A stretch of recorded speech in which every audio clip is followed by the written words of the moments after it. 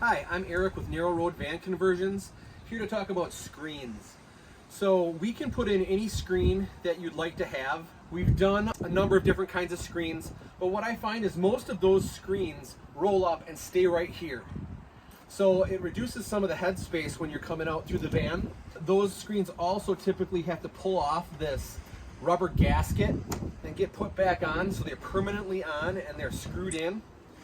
So my upholstery person makes a screen that velcros in, and when I do that, I put that on. So there's velcro all around the edges, and you can probably see it here, right here. So I come in, I velcro all that up, just press that all into where it's supposed to be.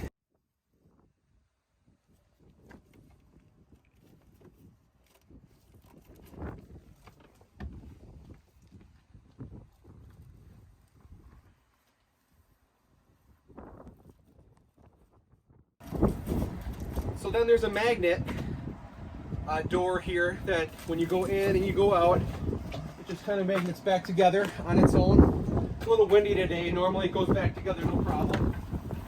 So we can do those obviously on this door. We can do it on the back door with a magnetic seam in it if you'd like that, or there could be a solid one on that back door.